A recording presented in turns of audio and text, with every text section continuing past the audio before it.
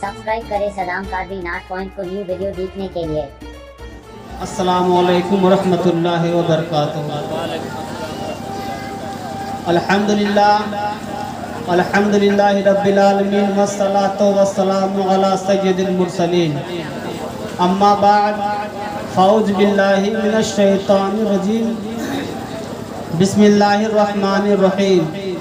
या अय्युहल्लज़ीना आमनुत्तक़ुल्लाहा व कूनू मअस सादिक़ीन। सदक़ल्लाहुल अलीयुल अज़ीम व सदक़ा रसूलुहुन नबियुल अमीनुल मतीनुल मुईनुल करीम व अला नहनु मिनश शाहिदीन वश शाकिरीन वल्हम्दुलिल्लाहि रब्बिल आलमीन। हज़रात, आप हज़रात बाद मगरिब से लेकर अभी तक नादिया कलाम समाअत फरमा रहे थे। मैं एक मतला दो शेर मनकबत का आपके समातों के हवाले कर रहा हूँ। उसके बाद मैं 10 मिनट आपके सामने कुछ कहूँगा, सुनूंगा, उसके बाद मैं गुजरा लेगा। तवज्जो है ना भाई? देखिए मेंबर शरीफ पर शाहकार तरन्नुम तूतिए बाग़ रिसालत चमन तैयबा के कुल हज़रत मौलाना खालिद साहब किबला तशरीफ़ फरमा है, और साथ ही साथ नकीब आज़म हिंदुस्तान हज़रत मौलाना क़यामुद्दीन साहब किबला तशरीफ़ फरमा है, और ख़तीब हरदिल अजीज़ ख़तीब शोला बयान हज़रत मौलाना अब्दुल लतीफ़ साहब तशरीफ़ फरमा है। इनकी खिताबत, नकाबत, शायरी आपको मुकम्मल समाअत करनी है। बस एक मतला दो शेर गौसे पाक के हवाले से मनकबत का शेर है कि क्यों किसी चीज़ का मुझको गम हो। आपका माइक बहुत अच्छा है, आप भी अच्छे, थोड़ा आवाज़ दे दीजिए और इनको बढ़ा दीजिए। क्यों किसी चीज़ का मुझको गम हो, अरे जब करम पे है बगदाद वाले, क्यों किसी चीज़ का मुझको गम हो, जब करम पे है बगदाद वाले, छोटा पड़ जाता है मेरा दामन, छोटा पड़ जाता है मेरा दामन। गौसे पाक के दीवानों, गौसे पाक की वो बारगाह है, खुदा ने उनको इतनी अज़मत बख्शी है कि गौसे पाक की और बारगाह है कि चोर को पल में अब्दाल बना देते हैं, अपने मगतों को वो सुल्तान बना देते हैं। छोटा पड़ जाता है मेरा दामन, इतना देते हैं बगदाद वाले, छोटा पड़ जाता है मेरा दामन, इतना देते हैं बगदाद वाले। गौसे पाक के नाम से महफिल सजी है। तवज्जो फरमाइए कि जश्न गौस कि गौसे आज़म की महफिल सजी है, इसलिए हर तरफ रोशनी है। गौसे आज़म की महफिल सजी है। कितने खुश नसीब हैं घर आले खाना कि गौसे पाक के नाम शादी के मौके पर महफिल सजाई है कि गौसे आज़म की महफिल सजी है, इसलिए हर तरफ रोशनी है। गौसे आज़म की महफिल सजी है, इसलिए हर तरफ रोशनी है कि गौसे आज़म की महफिल सजी है, इसलिए हर तरफ रोशनी है। खुशबू वो कह रही है कि जलवा, खुशबू वो कह रही है कि जलवा, फरमा होते हैं बगदाद वाले, खुशबू वो कह रही है कि जलवा, फरमा होते हैं बगदाद वाले। गौसे पाक के गुलामों, आओ गौसे आज़म की शान बयान करते हैं, आओ गौसे आज़म की अज़मत बयान करते हैं। अभी पीरों के पीर, पीराने पीर, रोशन ज़मीर, महबूबे सुबहानी, गौसे समदानी, पीरे लासानी, अभी दुनिया में तशरीफ नहीं लाए थे, अभी आप अपनी माँ के शिकम में थे, अपनी माँ के पेट में थे कि आपके घर के सहन में, आपके घर के आंगन में अंगूर का बेल फैला हुआ था, अंगूर का बेल फैला हुआ था। आपकी वालिदा माजिदा हजरत फातिमा उम्मुल खैर अपने कदम को बढ़ाती है और उस अंगूर के करीब पहुंचती है और अपने हाथों को उठाती है कि आप अपनी माँ के शिकम में हरकत करना शुरू कर देते हैं, जिससे आपकी माँ को तकलीफ हुई, वो बिस्तर इस्तराहत पर चली गई। और गौसे पाक के दीवानों, गौसे पाक के नाम से जलसा से होने वालों, आ गया वो दिन, आ गई वो घड़ी, आ गया वो वक्त कि पीरों के पीर, पीराने पीर, रोशन जमीर, महबूबे सुबहानी, पीरे लासानी, गौसे समदानी दुनिया में तशरीफ लाए, दुनिया में तशरीफ लाए। आपकी वालिदा माजिदा हजरत फातिमा उम्मुल खैर आपकी बहुत लाडो प्यार से आपकी परवरिश कर रही है। करती करती एक दिन गौसे आजम अपनी माँ के साथ बैठे थे। गौसे आजम अर्ज करते हैं, अम्मी जान, जब मैं आपके शिकम में था, जब मैं आपके पेट में था, अम्मी जान क्या उस दिन आपको दर्द हुआ था, आपके पेट में कभी तकलीफ हुई थी? तो गौसे आजम की माँ अर्ज करती है, बेटे तकलीफ तो हुई थी, परेशानी भी हुई थी, मगर ये नहीं मालूम कि किस वजह से हुई थी और क्यों हुई थी। तो गौसे आजम इरशाद फरमाते हैं, मेरी जान, जो घर के आंगन में, जो घर के सहन में अंगूर फैला हुआ है, आपने चाहा उस अंगूर को तोड़े। मेरी माँ, उस अंगूर के दरख्त के ऊपर एक सांप बैठा था, मेरी माँ, मैं आपके शिकम से उसको देख रहा था, अगर आप अपने हाथों को उठाती तो आपको डस लेता, आपको काट लेता। इस वजह से मैं आपके पेट में हरकत करना शुरू कर दिया कि आप उसे अपने हाथ को बाहर खींच ले। माँ बेटे में बातें हो रही है। कुछ दिन और गुजरा, हजरत गौसे पाक की माँ आपको मदरसे में लेकर पहुंची, उस्ताद के पास लेकर पहुंची। जब आपकी माँ उस्ताद के हवाले किया और कहा, मौलवी साहब मेरे बच्चे को पढ़ाइए। मौलवी साहब ने कहा, पढ़ो बेटा, औज़ बिल्लाहि मिनश शैतानिर रजीम। गौसे पाक पढ़ते हैं, औज़ बिल्लाहि मिनश शैतानिर रजीम, बिस्मिल्लाहिर रहमानिर रहीम। गौसे पाक अलहम्दुलिल्लाह शरीफ पढ़ना शुरू कर दिए। उस्ताद आपके चेहरे की तरफ देखते चले जा रहे हैं। गौसे पाक अलहम्दुलिल्लाह शरीफ पढ़ने के बाद अलिफ लाम मीम शुरू कर दे रहे हैं। उस्ताद आपके चेहरे की तरफ देखते चले जा रहे हैं। आपने पहला पारा पढ़ा, दूसरा पारा पढ़ा, तीसरा पारा पढ़ा, चौथा, पांचवा, छठा, सातवां, आठवां, नौवां, 10वां, यहाँ तक कि आपने 18 पारा पढ़ दिए।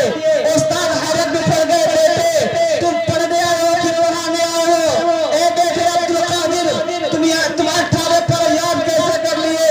तो गौसे आजम अर्ज करते हैं, उस्ताद मोहतरम, जब मैं अपनी माँ के शिकम में था, जब मैं अपनी माँ के पेट में था, मेरी माँ 18 पारा की हाफिज़ा कुरान है।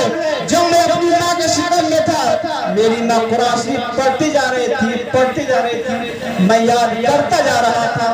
जब इस वाक़या पर शायर की नजर पड़ी, उसने कहा कि 18 पारा जो माँ के शिकम में, आप लोग समझ रहे हैं, आप लोग समझ रहे हैं, 18 पारा जो माँ के शिकम में, अरे याद करके जो दुनिया में आए। 18 पारा जो माँ के शिकम में, याद करके जो दुनिया में आए।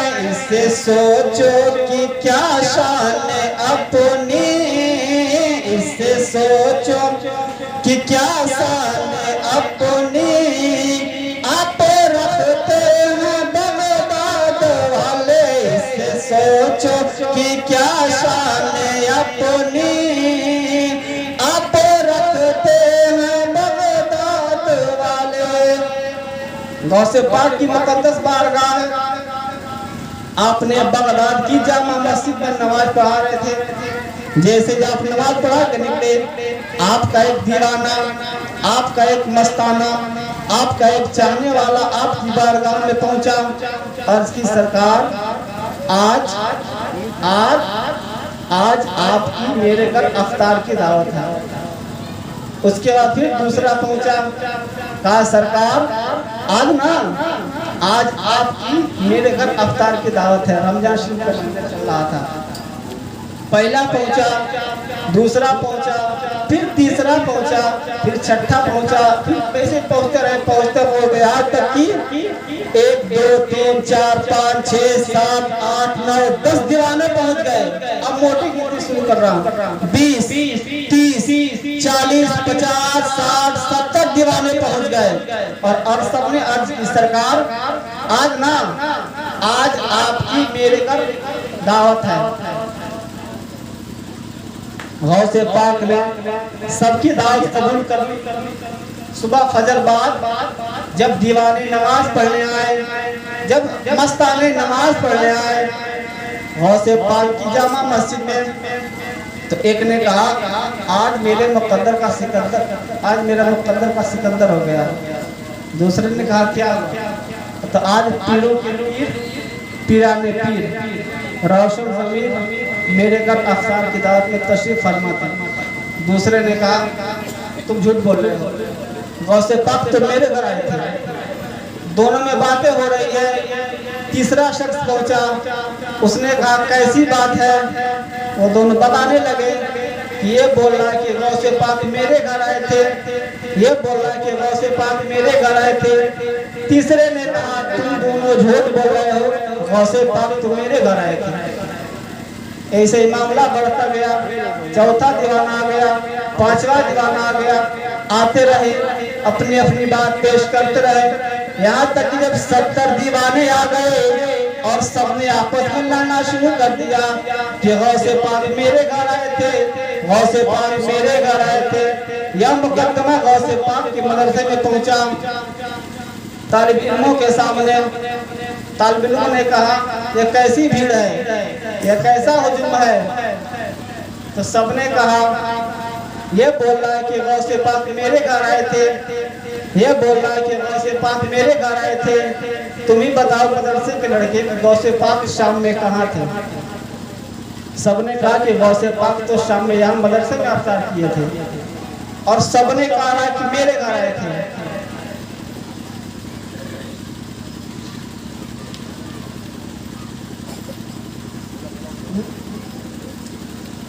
मदरसे के बच्चों ने कहा कि गौसे पाक तो शाम में हमारे साथ बैठ के अफ्तार किए थे।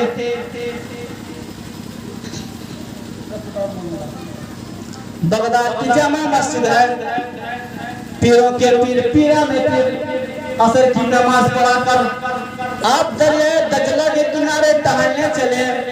आप टहलते टहलते क्या देख रहे हैं कि एक ज़रीफ़ा खातून जो दरिया दजला के किनारे बैठी चिराग जला रही है और रो रही है। आपने अपने गुलाम को भेजा और जाकर कहा ऐ गुलाम, उस बूढ़ी खातून से कह दे कि वो रो क्यों रही है, वो आंसू क्यों बहा रही है। उसे किसी ने तकलीफ तो नहीं दिया, उसे किसी ने गाली तो नहीं दिया, उसे किसी ने मारा तो नहीं। जब वो गौसे पाक का दीवाना, गौसे पाक का मुरीद उस बूढ़ी खातून के पास पहुंचते हैं और अर्ज करते हैं ऐ बूढ़ी माँ, तुम रो क्यों रही हो? तुम्हें किसी ने गाली तो नहीं दिया, तुम्हें किसी ने सताया तो नहीं। वो बूढ़ी कहती है बेटा ये अपना मामला है, तुम जाओ। वो गौसे पाक के मुरीद वापस चले जाते हैं। जाकर जब गौसे पाक से अर्ज करते हैं सरकार, वो बूढ़ी खातून कुछ नहीं बता रही है, वो बूढ़ी खातून कुछ नहीं कह रही है। खुद गौसे पाक वहाँ तशरीफ लाए और बूढ़ी खातून से बोले अम्मी जान आप रो क्यों रही हो, आप परेशान क्यों हो, कोई दिक्कत है, कोई परेशानी है? वो बूढ़ी खातून कहती है बेटा ये अपना मामला है, ये किसी के कहने से हल नहीं होगा। आपने असरार किया, ऐ बूढ़ी माँ अपनी तकलीफ तो बताइए, अपनी परेशानी तो बताइए। वह बूढ़ी अर्ज करती है बेटे 12 बरस हो गए, 12 साल हो गए, मेरे बेटे की बारात इस दरिया के पार गई थी, वापस आ रही थी, वापस आई। मैं बारात से उतरी, अचानक जोर की आंधी आई, जोर का तूफान आया, बारात वापस दरिया में चली गई। और जब बारात बीचों बीच पहुंची तो दरिया में डूब गई। बेटे 12 बरस हो गया, मैं इसी आस में बैठी हूँ, मैं लौ लगाए बैठी हूँ कि काश मेरे बेटे की बारात दरिया से बाहर निकल आती। गौसे पाक ने वहाँ 2 रकात नमाज नफिल पढ़ी और रब की बारगाह में दुआ किया, मौला ये जो कश्ती डूबी है, ये जो बारात डूबी है, मौला तू इसे तिरा दे, तू इसे वापस भेज दे। गैब से आवाज आई, अब्दुल कादिर मामूली दिन नहीं हुए, 2-4 दिन नहीं हुए, कम से कम 12 साल हो गए। उनकी लाश को मछलियाँ खाए होंगी, मछलियों को आदमी खाए होंगे, कहाँ से कहाँ चले गए होंगे। बेटे अब्दुल कादिर, ये तुमने कैसी दवा की, ये तुमने कैसी सवाल कर दिया। तो गौसे आज़म अर्ज करते हैं, या अल्लाह, अगर तूने इस कश्ती को वापस नहीं किया, अगर तूने इस कश्ती को तराया नहीं, तो आज तेरा बंदा अब्दुल कादिर अपने जुब्बे को उतारता है और कसम खुदा की क़यामत तक नहीं पहनेगा। गैब से आवाज है, बेटे अब्दुल कादिर, तुम मेरे कुदरत पर भरोसा रखो। यूं ही कहना था कि वो कश्ती दरिया से उठी और जिस शान शौकत के साथ वो कश्ती डूबी थी, उसी शान शौकत के साथ वो कश्ती ऊपर आई और दूल्हा और दुल्हन सब करीब आए। बुढ़िया ने गौसे पाक के कदमों पर गिरकर अर्ज करने लगी, बेटे ये कैसी ताकत है, ये कैसी पावर है। तो गौसे पाक अर्ज करते हैं, ए बूढ़ी माँ, ये मेरे खुदा की ताकत है, ये मेरे खुदा की पावर है। बुढ़िया ईसाई थी, गौसे पाक के कदमों पर गिरकर मुसलमान हुई और उसका बेटा जिसकी बारात होने वाली थी, वो गौसे पाक के कदमों पर गिरकर मुरीद हुए। उन्हीं का मजार मुकद्दसा जो गुजरात शरीफ में है, आज पूरी हिंदुस्तान उनको हजरत शाह दौला के नाम से जानते और पहचानते हैं।